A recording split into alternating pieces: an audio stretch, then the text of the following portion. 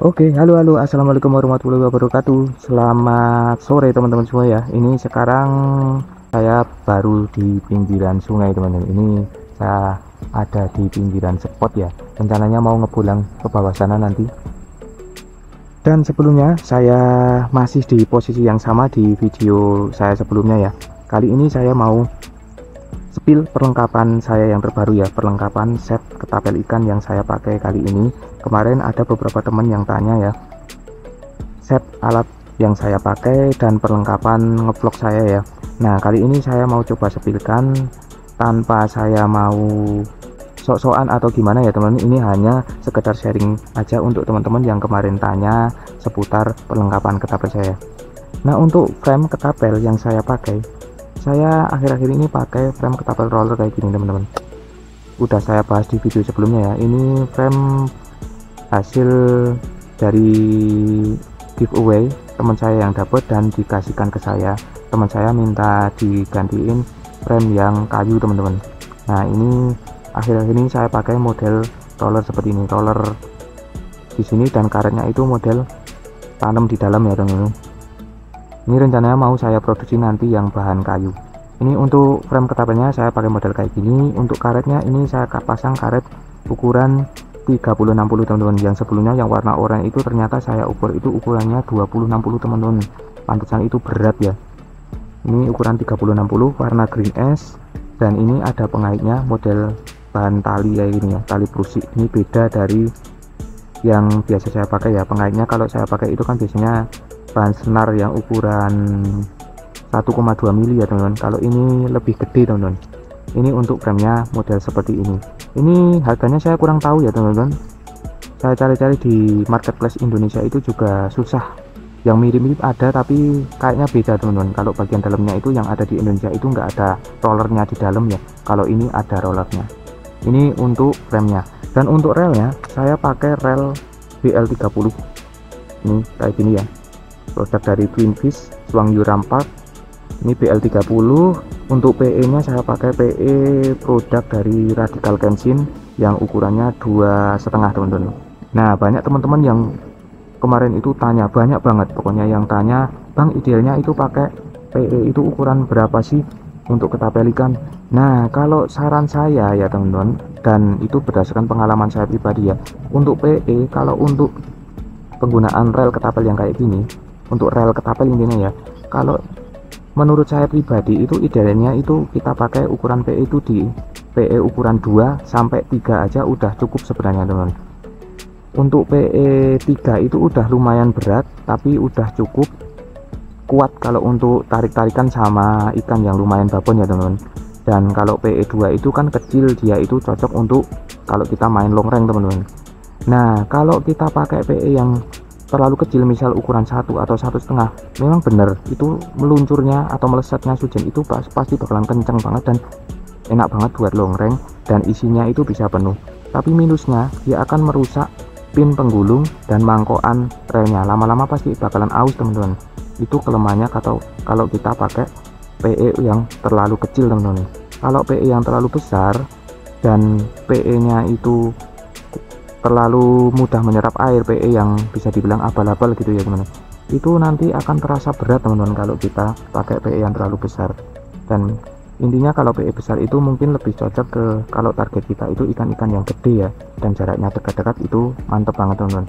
Kalau kita memang kebutuhannya untuk long range ya pakai PE kecil nggak apa-apa, tapi idealnya itu mungkin sampai ukuran minimal PE nya PE 2 aja teman-teman, jangan terlalu kecil ya, karena nanti lama-lama juga akan merusak rel yang teman-teman pakai. Itu untuk PE. Nah, untuk sujennya saya selalu pakai sujen bahan baja bintik kayak gini teman-teman. Ini baja bintik diameter ukuran 7 mili dan panjangnya itu 9,5 cm. Ini bagian belakangnya saya pakai yang model kayak gini, benang terus dikasih lem. Nah, model jadul teman-teman, ini model jadul tapi ini mantep banget, powernya bagus. Untuk akurasi di kedalaman juga lumayan lurus, gampang dikoreksi pokoknya lah, dan powernya juga mantep banget. Ini yang selalu saya pakai, ini andalan pokoknya teman-teman. Nah, ini saya selalu yang saya tekankan ke teman-teman ya, Ini untuk selalu menggunakan sarung tangan seperti ini. Ini sarung tangan pelindung yang saya review sebelumnya ya. Ini sarung tangan pelindung ini harganya 50 ribuan teman-teman. Ini yang model bisa dibilang full ya teman-teman. Ini lebih safety lagi dibanding yang model lama teman-teman. Ini di sisi sini ada model kayak gininya dan sisi sini juga ada. Jadi ini lebih enak, lebih nyaman dan lebih safety tentunya. Ini harganya 50 ribuan, bahannya juga sama dari kulit sintetis. Ini cukup nyaman dan tentunya udah cukup safety untuk kita gunakan. Dan untuk kacamata yang saya pakai kacamata Polaris yang model kayak gini teman-teman. Ini kacamata murah ya teman-teman, harganya 70 ribuan. Teman-teman bisa pakai kacamata model apa aja sebenarnya, yang penting Polaris ya teman-teman. Ini udah cukup lumayan untuk melihat ikan di dalam air ya.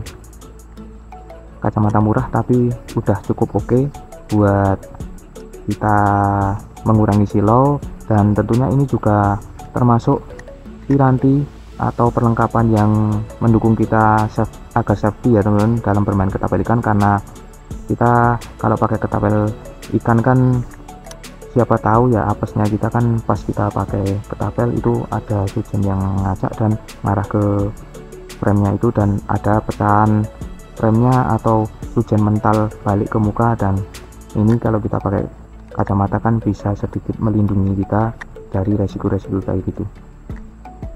Nah, untuk kamera yang saya pakai, banyak juga teman-teman yang tanya ya, kamera vlog saya yang saya pakai itu kamera merek dari Akaso teman-teman, Akaso V50X. Harganya saya beli itu dulu udah lama banget sih teman-teman, itu harganya kisaran 1,5 apa ya, 1,5 juta.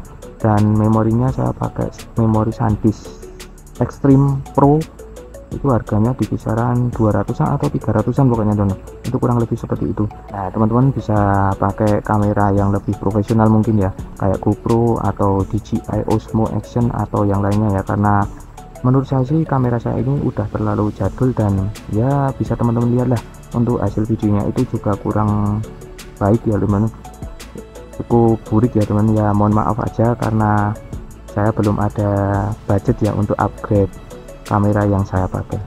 Oke, kurang lebih seperti itu ya teman-teman. Ini beberapa piranti yang saya pakai udah saya sepilkan buat teman-teman yang penasaran kemarin saya ngontennya itu pirantinya apa aja.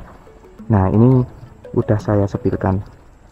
Pokoknya saya tekankan untuk teman-teman semua ya, untuk selalu safety dalam menggunakan ketapel ikan. Jangan lupa untuk selalu menggunakan sarung tangan pelindung seperti ini, dan tetap bijak dalam menggunakan ketapel ikan. Gunakan ketapel ikan untuk sebagaimana mestinya ya, untuk hobi, untuk cari ikan, bukan untuk hal-hal yang bersifat kriminal. Oke, sampai jumpa di video saya selanjutnya. Wassalamualaikum warahmatullahi wabarakatuh. Salam senyap.